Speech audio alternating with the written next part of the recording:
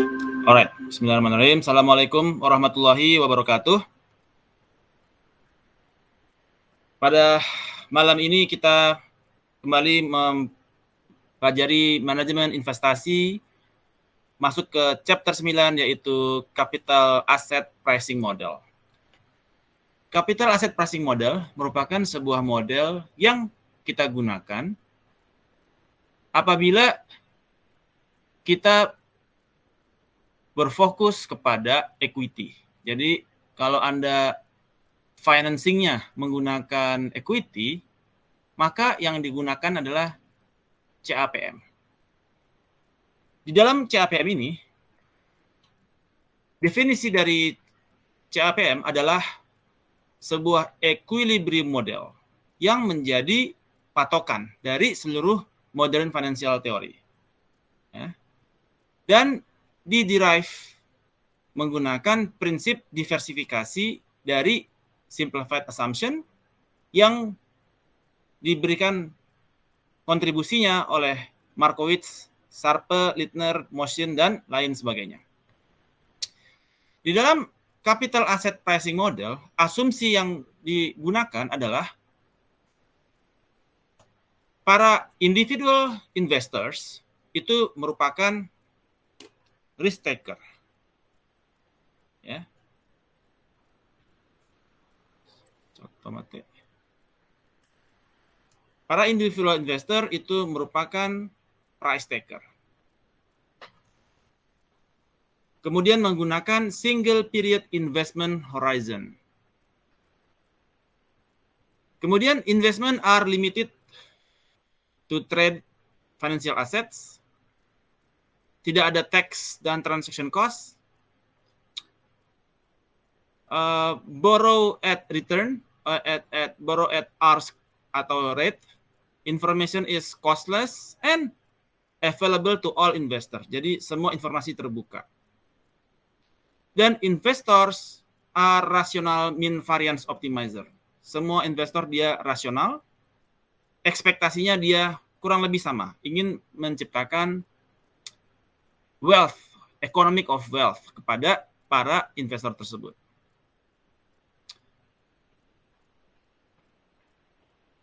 The market portfolio atau M merupakan efficient frontier dan is on the capital market lines. Jadi kalau kita kemarin kita membahas efficient frontier,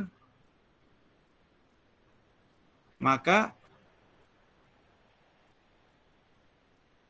di dalam capital asset pricing model, maka yang dicari adalah capital market line-nya. All investor will hold the same portfolio for risky assets, dan market portfolio contain all securities. And the proportion of each security adalah market value as a percentage of total market value. Market value di sini adalah nilai sahamnya ya. Nilai saham merupakan market value dari securities.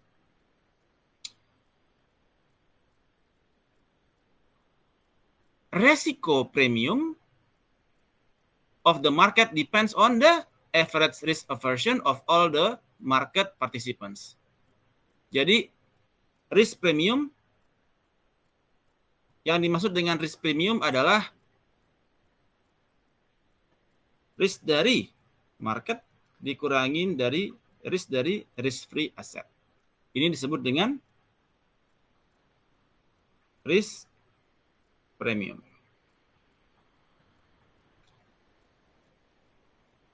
Risk premium on an individual security is a function of its covariance with the market. Jadi kalau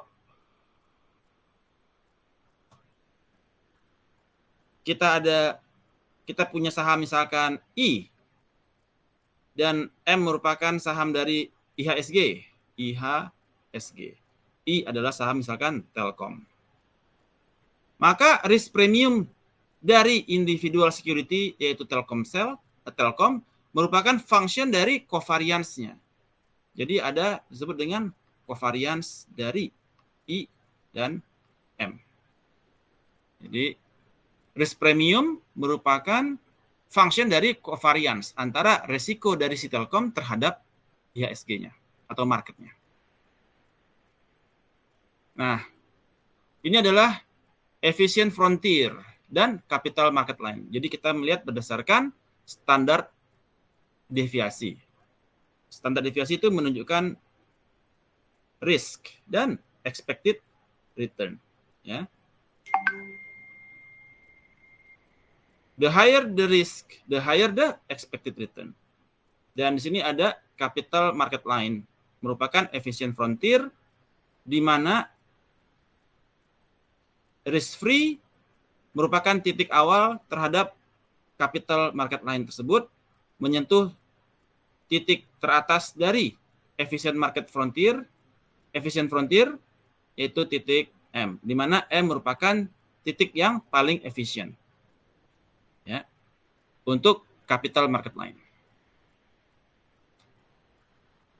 Market risk premium. The risk premium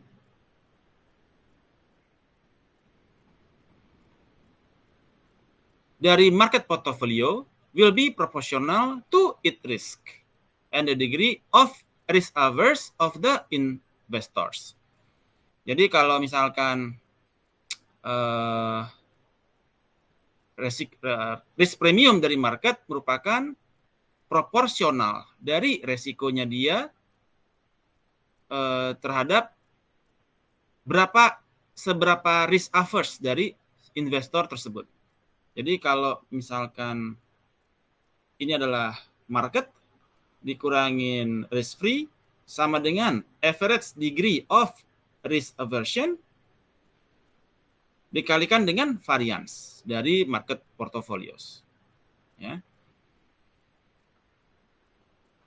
The risk premium on individual securities merupakan function dari individual security contribution to the risk of the market portfolios. Maksudnya apa? Risk premium dari individual securities merupakan function dari individual security contribution kepada risk dari market portfolios. Ada individual securities, kita misalkan tadi I, kemudian market portfolio adalah dia M. Nah, merupakan function dari individual security contribution kepada risk of the market portfolios. Jadi, di mana individual security risk premium adalah function dari covariance of return with the asset that make up the market portfolios. Jadi, di dalam ketika kita ada saham itu akan terbentuk garis yang menunjukkan function dari individual securities kepada market portfolios. Jadi kalau misalkan saham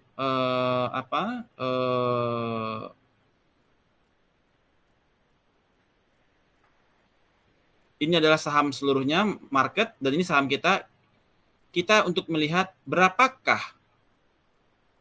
function dari individual security tersebut kepada market portfolios. Jadi misalkan ini adalah saham Telkom kepada IHSG. Maka fungsi dari kontribusi dari Telkom kepada IHSG merupakan covariance dari saham Telkom kepada IHSG tersebut. Telkom misalkan dia sahamnya adalah X dan saham IHSG adalah Y misalkan. Jadi nanti perhitungan covariance-nya adalah X minus X rata-rata dikalikan dengan Y dikurangi Y rata-rata. Ini untuk mencari covariance dari covariance yang merupakan kontribusi dari si individual securities kepada market portfolio. Kita akan bahas itu nanti.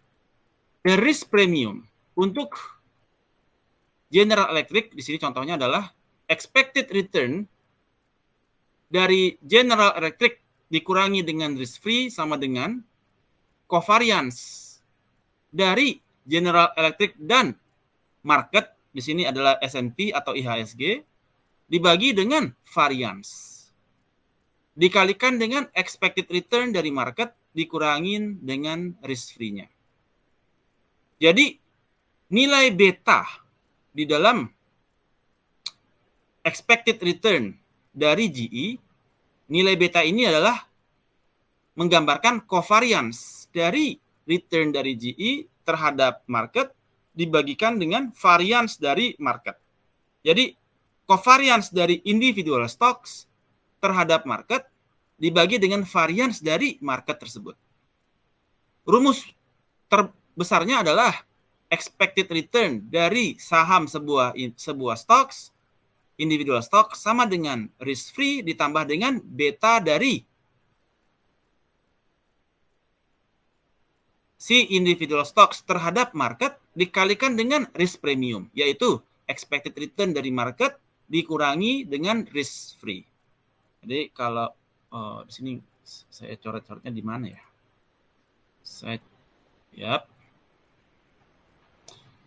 Alright. Ada yang ingin ditanyakan so far terhadap rumus CAPM ini? Belum ada, Pak. Alright. Oke. Sehingga expected return ya adalah risk free ditambah dengan beta dikalikan dengan risk premium ya. Jadi CAPM holds the overall portfolios. Dengan rumusnya adalah expected return dari individual stocks sama dengan risk free ditambah beta dari individual stocks terhadap market dikalikan expected return dari market dikurangi risk free. Ini adalah security market lainnya. Jadi menunjukkan dari titik risk free didapatkan apabila betanya dia sama dengan 1, maka dilihat garisnya dia berbanding lurusnya dia 1 dan dia lihat apabila dia 1 berarti return yang diberikan dari market sama dengan return yang diberikan oleh individu. Oke. Nah, ini juga kalau dia betanya naik menjadi 1.2 ya. Oke, jadi ini adalah CAPM is based on the expected return. To move from the expected return, to move from expected to realized return, kita juga bisa menggunakan index model in excess return in the excess return form. Jadi menggunakan return dari I sama dengan alpha dari I ditambah beta I dikali risk dari market ditambah dengan error. Ya, ini yang kita pelajari di minggu lalu di dalam index model.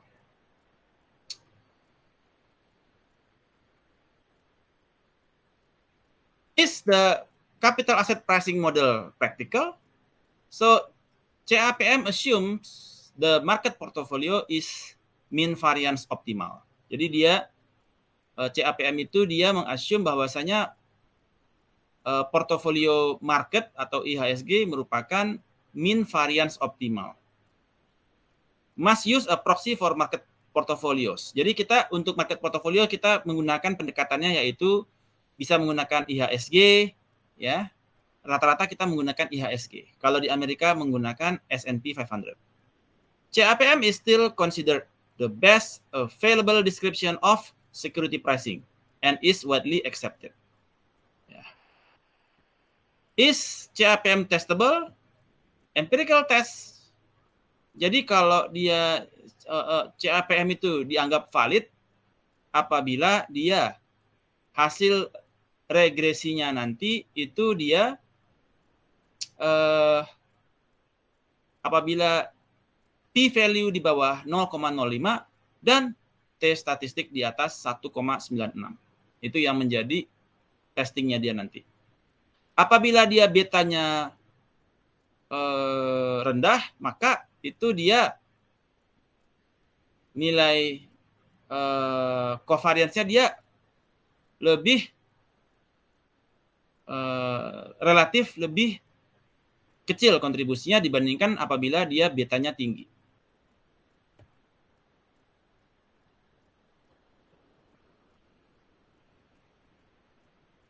Nah, extension of the CAPM adalah apabila dia betanya dia tinggi berarti dia override the market.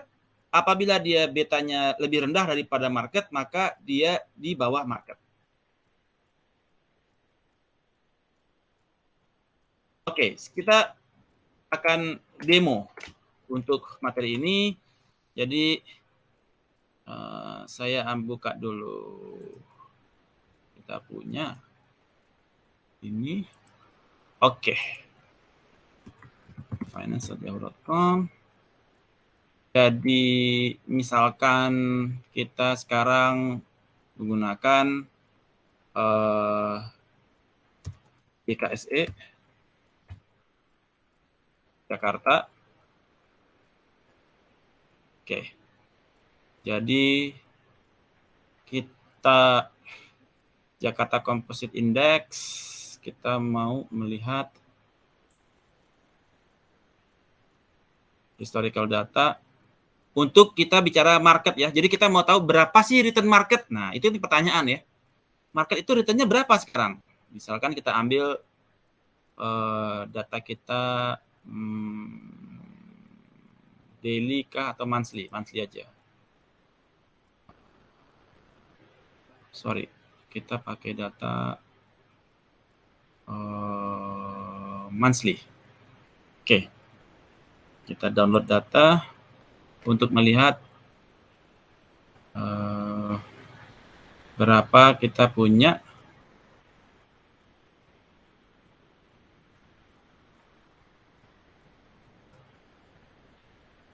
oke, sini aja deh. Save.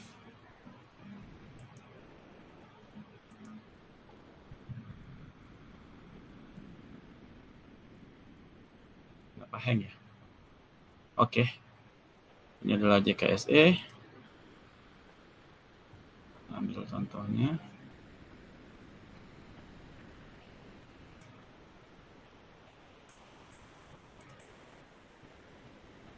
Alright. Data, text to column, next, finish. Nah, ini adalah IHSG ya. Kemudian kita cari data, misalkan data BMRI.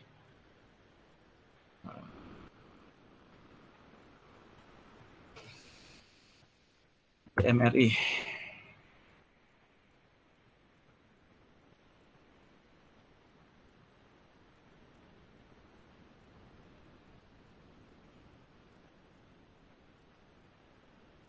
BMRI. Enggak ada.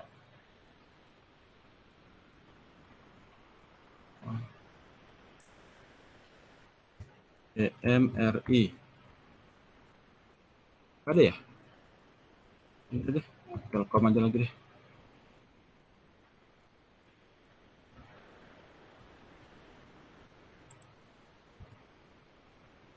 Telkom JK aja.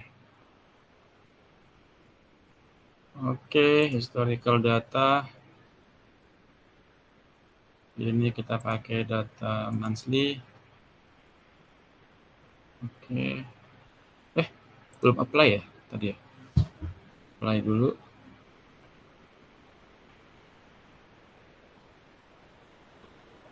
Apply. Udah kah ini? Udah ya? Download. Telkom. Oke, kita buka Telkomnya.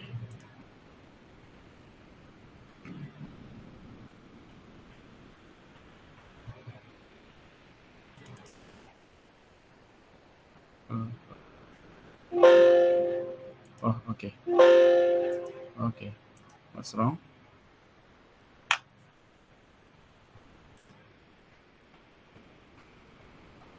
Oke. Wait a second.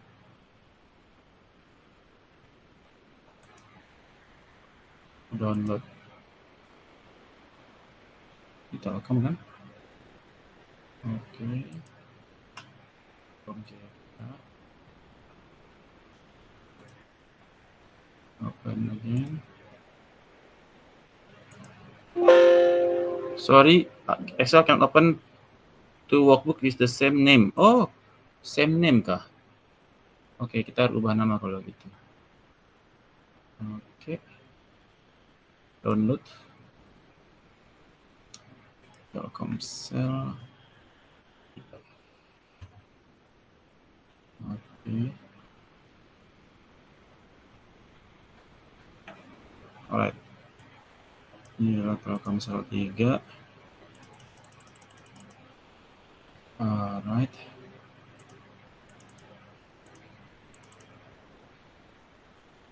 Oh, data. Text to column.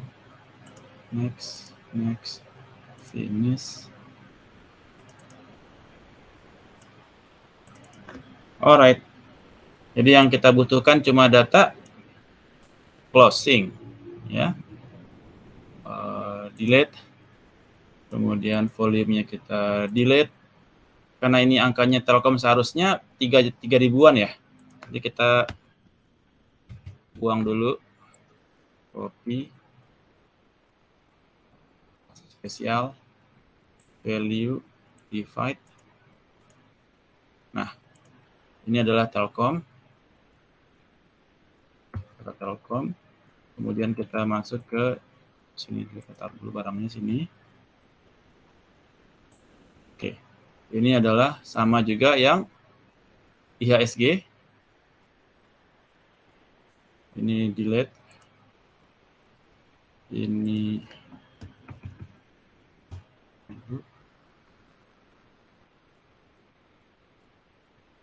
masih spesial.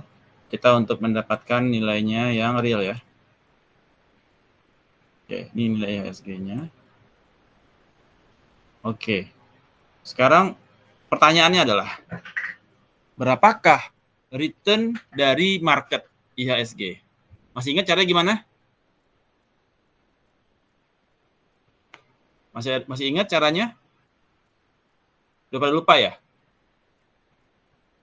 Ini kita harus, ini harus di datanya kita harus ratain dulu ya. Sort berdasarkan date newest to oldest. Oke. Kemudian ini juga datanya kita sort berdasarkan date newest to oldest. Oke. Jadi kita lihat dulu berapa excess return-nya dia. Oldest ini di atas nomor ini. Sama dengan ini. Oh, ini udah bulan tanggal 12 ya. Kita ambil dari tanggal 1 deh. 1 artinya. Sama dengan ini dikurangi ini dibagi dengan ini sebelumnya. Oke. Kemudian kita dapatkan sama prosesnya juga dengan di sini. Oke. Nah, return dari market adalah kalau ini kan annual monthly return. Monthly return sama dengan average dari ini semua ya. Ini dapat monthly return, annual return adalah dalam kurung 1 plus ini pangkat 12 min 1. 17% annual return. Ini juga kita pakai di sini. Oke. Nah, ini adalah bagaimana kita mendapatkan return dari, kalau yang ini adalah yang IHSG ya. IHSG. Return dari IHSG, return marketnya adalah 17,2%. Telkom, return dari Telkom adalah 29,63%. Pertanyaannya adalah, berapakah beta? Nah, kan pertanyaan adalah betanya berapa ya? Betanya sama dengan covariance dari excess return dari Telkom, kemudian IHSG, kurung dibagi dengan variance dari market IHSG. Maka didapatkan 1,33. Ini menggunakan pendekatan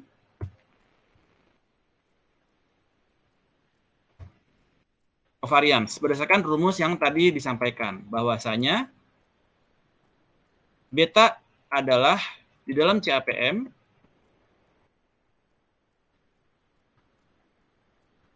beta adalah covariance dari individual stocks terhadap market dibagikan dengan variance dari market. Ya. Cara kedua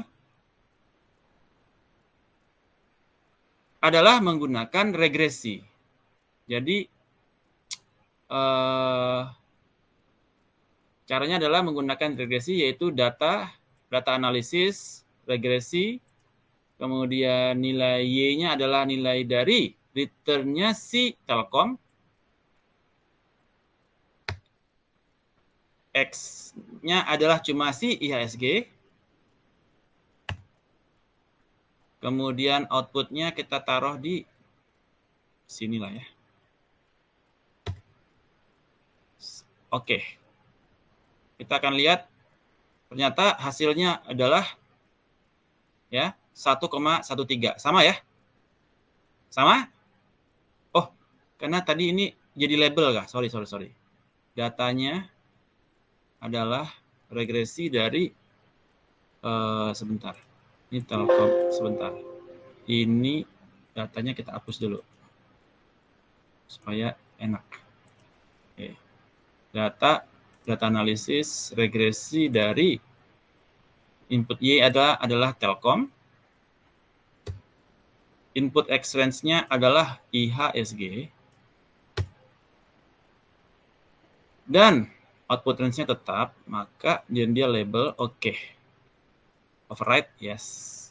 Maka kita dapatkan nilainya adalah sama. 13.113. Jadi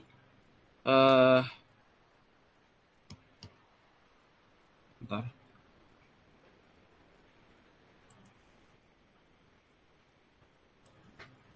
Jadi ingat rumusnya CAPM, return dari individual stocks sama dengan risk free ditambah beta dikalikan marketnya dikurangin dengan risk free-nya. Nah, return dari marketnya sekarang berapa? 17,21%. Ya. Dikurangin risk free kita berapa sekarang? Sun kita berapa ya? Pak Bubun? 5, berapa ya? Pak Deden? Berapa? Surat utang negara kita? Lupa fixnya Pak, tapi di bawah 6 sih Pak. Di bawah 6 ya, sekitar anggap aja 6 ya. 6%. Betanya adalah 1,13. 1 ya. Ditambah sini 6%. Sama dengan berapa? Ya. Jadi kalau kita gunakan ini, maka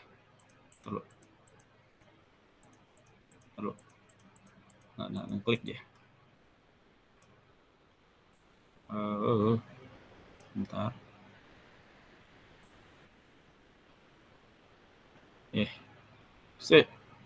Hilang. Wow. Kenapa hilang? File. Tadi di sini kah?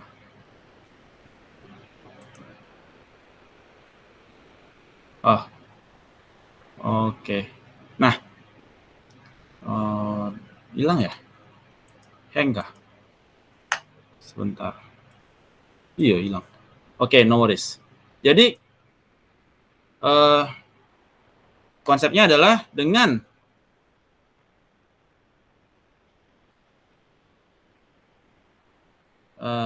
return dari I sama dengan return risk free ditambah beta dikalikan market dikurangin risk free.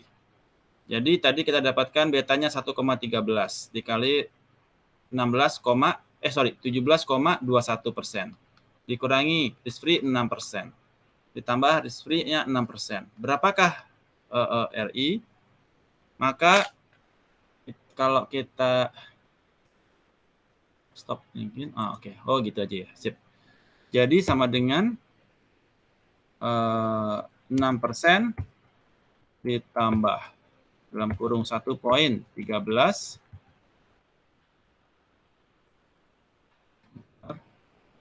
dikalikan 17,21%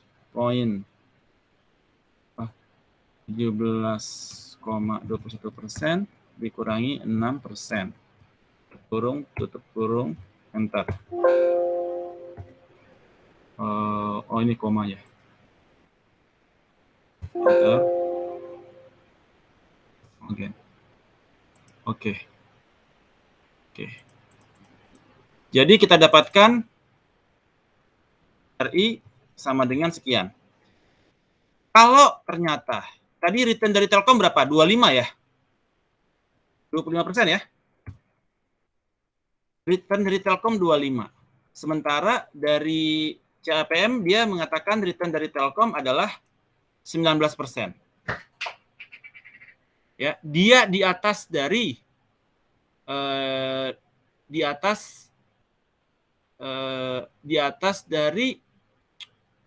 si CAPM. Jadi dia nilai CAPM-nya dia CAPM di bawah dari Telkom. Maka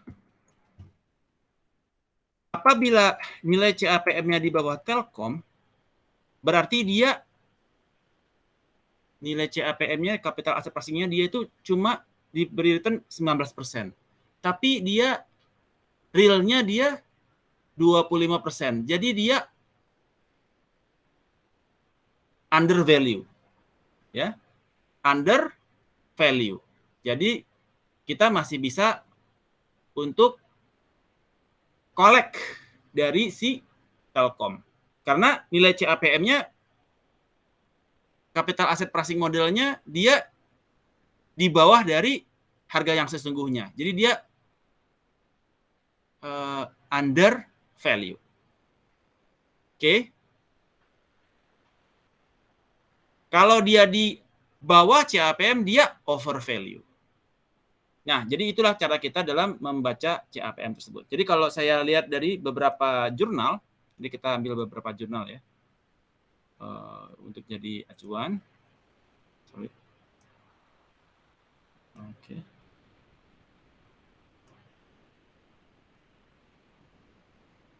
Right. Nah, ini CAPT ya.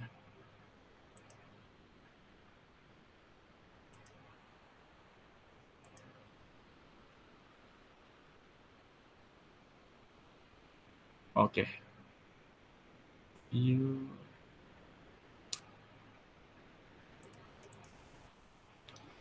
Ini adalah investment decision by using CAPM untuk automotive companies. Ya. Jadi di sini ada 5 companies, antara lain adalah Astra International, Indomobil, Asa Otopart, Gajah Tunggal, ya. Nah, menggunakan CAPM model untuk menentukan apakah kita sebaiknya beli atau tidak beli terhadap saham tersebut. Jadi dari sini kita lihat, bentar. CAPM-nya adalah risk free ditambah beta dikali risk market dikurangin risk free, oke. Kemudian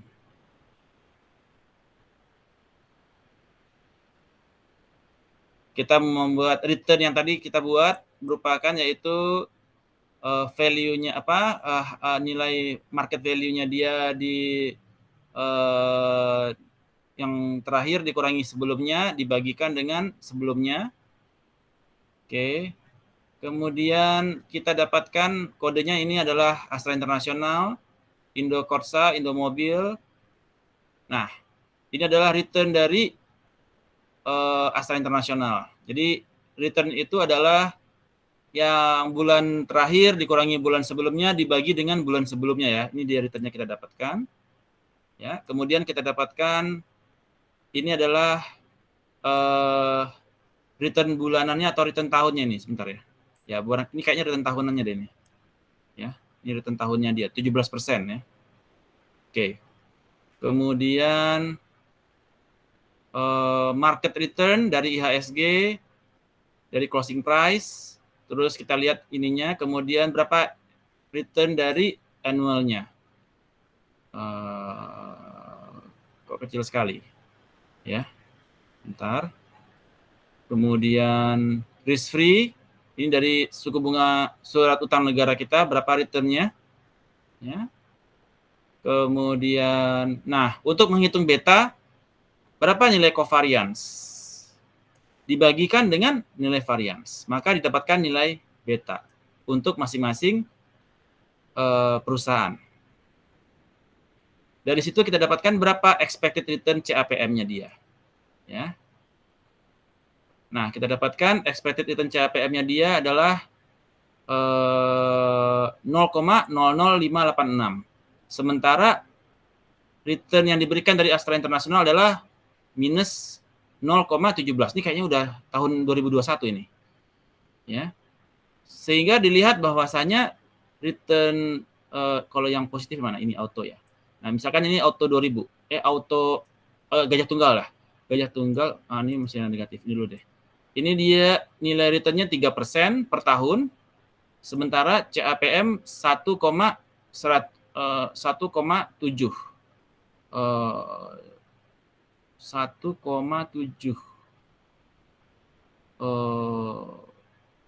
CAPM-nya dia 1,7. CAPM-nya dia 1,7. Sementara dia memberikan returnnya sendiri adalah 3,3%. Maka RI dia returnnya di bawah dari nilai return dari CAPM. Kalau dia di bawah berarti dia over value, betul. Over value. Jadi kalau dia di bawah ternyata dia adalah over value, kemahalan. Ya. Maka disebut kita jual. Ya. Over value. Kemudian kalau dia di atas ternyata dia returnnya kayak Telkom tadi lebih tinggi daripada CAPM, maka dia under value. Kita bisa buy atau hold. Jadi inilah pendekatan menggunakan CAPM untuk menentukan decisioning kepada kita membeli atau holding atau menjual saham. Pendekatannya menggunakan CAPM yang tadi saya sudah sampaikan. Oke. Kemudian, ini adalah contohnya berdasarkan investment decision making using capital asset pricing model untuk 5 automotive companies listed di stock exchange. Jadi di dalam, so far so good. Ada yang ingin ditanyakan terhadap metode CAPM ini? Pak Bubun, silakan. Suaranya masih mute. Oh, Pak Agung, silakan. Enggak, aman dokter. Aman ya? Pronto ya? Jadi dari Excel ini tadi cukup jelas ya? Insya Allah dokter. Oke. Oke, good. Itu untuk materi kita CAPM. Jadi tugas untuk assignment itu saya tadi ada pikir adalah tugasnya adalah CAPM ini. Jadi Anda membuat antara CAPM atau arbitrage pricing theory ya. Jadi kalau menggunakan CAPM dengan hanya kepada satu individu stok kepada market. Di mana dari individu stok tersebut kita melihat berapa return dia rata-rata dan berapa return dia secara tahunan. Untuk tahunannya ingat 1 ditambah R return pangkat 12 min 1. Karena dia udah 1 bulan kan. Kalau dia 11 bulan artinya dia kan sisanya 11 bulan lagi untuk sampai akhir tahun. Jadi 12 min 1. Jadi 1 poin misalkan dia rata-ratanya 0,003. Jadi 1 ditambah 0,03 pangkat 12 min 1 atau pangkat 11 karena dia future value-nya. Ya. Kemudian untuk marketnya sama juga. Kemudian dapatlah marketnya, return-nya market dan return-nya dari individual stocks. Kemudian baru kita menghitung berapakah betanya. Beta didapatkan dari covariance. Dari si Telkom terhadap market dibagi dengan market. Jadi kalau di Excel tinggal covariance, blok semua Telkom dan blok semua IHSG dibagi dengan market, variance dari market. Ya. Dapatlah nilai beta. Pendekatan kedua juga bisa menggunakan regresi. Jadi nilai Y-nya adalah nilai Telkom, nilai X-nya adalah nilai market. Kita mau tahu berapakah koefisien dari market tersebut. Ya, 1,1. Jadi nilai menggunakan regresi terbukti sama dengan menggunakan covariance dibagi dengan variance. CAPM-nya sendiri ya. CAPM-nya sendiri adalah hasil dari risk free ditambah dengan beta dikalikan dengan risk market dikurangin risk free. Maka didapatkan nilainya, baru kita bandingkan. Apabila return dari Telkom secara annual return-nya dia ternyata lebih tinggi daripada nilai CAPM-nya, maka dia undervalued. Kita buy. Tapi apabila return dari Telkom lebih rendah daripada CAPM-nya, kita sell. Overvalued. Araso? Kapish? Ada yang kurang paham? Untuk metode CAPM? Siapa yang kurang paham? Pak Deden? Ada yang ditanyakan? Nggak apa, kurang tuh. Oke, good. Yang lain, Ibu Nikmah, so far so good ya? Ya. Oke, good. Baik, kita lanjutkan kepada arbitrage pricing theory. Saya stop recording dulu.